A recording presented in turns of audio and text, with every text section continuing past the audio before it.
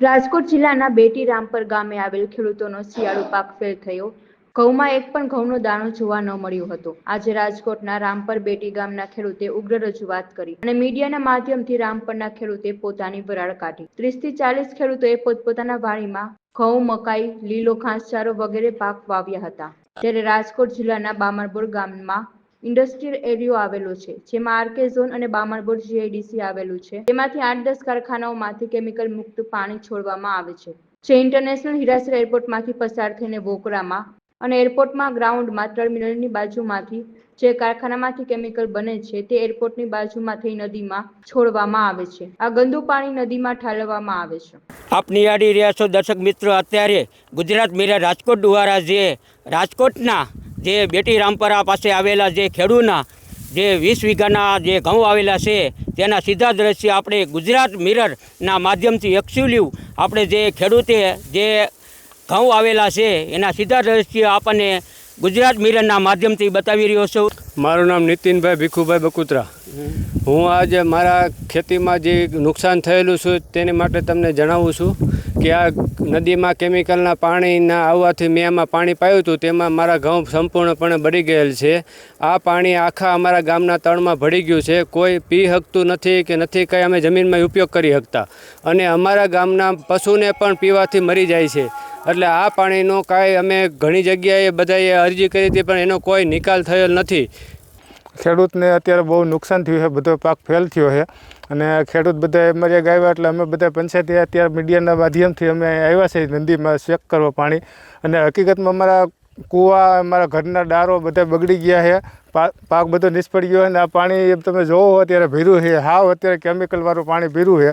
અત્યારે આમાં કોઈ સકલાય નથી આમાં દેખતા, તો સકલા પાણી નથી પીતા, અને કોઈ પણ માલઢોર પાણી તો જે પાણી પીવે છે એ મરી જાય છે, અને પાક બહુ નિષ્ફળ ગયો છે. એટલે બને ત્યાં સુધી અમે એમ કહીએ, સામેથી પાણી આવે છે કેમિકલયુક્ત પાણી, બામણબોર જીઆઈડીસીમાં આપણે કારખાના છે ત્યાંથી આવે છે પાણી. સરકારને કહીશું વહેલી તકે બંધ કરાવે અને આ ખેડૂતને કંઈક પાક થાય, એ રીતે મારી માંગણી છે.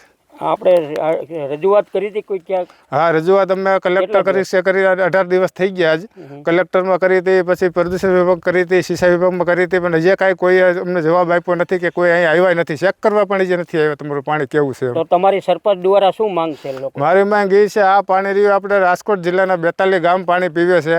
કાલ સવારે કોઈ ઝાડા ઉલટી કે કોઈ પેપ્સા અડી ગયા કે એવી તકલીફ હોય તો જવાબદાર કોણ લે? જવાબદારી આની મનુભાઈ વજુભાઈ રાઠોડ, ગામ રામપરા. મારી 4 ગાયો મરી ગઈ છે આ પ્રદૂષણ પાણી પીવાથી. તો હવે એનું શું મારે કરવું? હું એ ગાયો માથે મારું આખું ઘર, બધું સંસાર એની માથે ગુજરાન હતું મારું. કેટલોક સમય પહેલા આ બનાવ બન્યો? આ બન્યું એને 1 મહિનો થયો. અત્યારે ખેડૂતોને શું નુકસાન થયું છે આ પ્રદૂષિત પાણીના કારણે? બધું જીરું, ઘઉં, ડુંગળી, સણા, કોઈ વસ્તુ નથી થઈ. આ ક્યાંથી પાણી આવે છે? આ પાણી આવે છે આમું જીઆઈડીસી છે, Bamanbor GIDC airport international view, એમાં હોરું થઈને આવે છે, હોંકળામાં થઈને. આ નદી કઈ કહેવાય? આ કહેવાય બેટી નદી. આ પાણી બધું ક્યાં જાય છે? આ અત્યારે રહે છે મસો ડેમ 1માં. આખું રાજકોટ પાણી પીએ છે. કેટલા ગામનો આમાં પાણી? 42 ગામનું આ પાણી પૂરું પાડે છે આ નદી.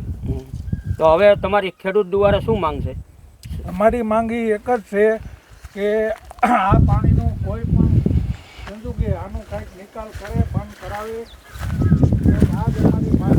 બંધ નહીં થાય તો આગળ શું પગલાં લે? તો આમાં અમારે કોઈ પણ જાતનું આંદોલન પણ કરવું જોઈએ. હું ભલગામડિયા રણજીત રાવતભાઈ, અહીંનો રહેવાસી. અહીંયા કણે આ નદીમાં પાણી પ્રદૂષિતથી, કેમિકલયુક્ત પાણીથી મારા ઘઉં નિષ્ફળ ગયા છે.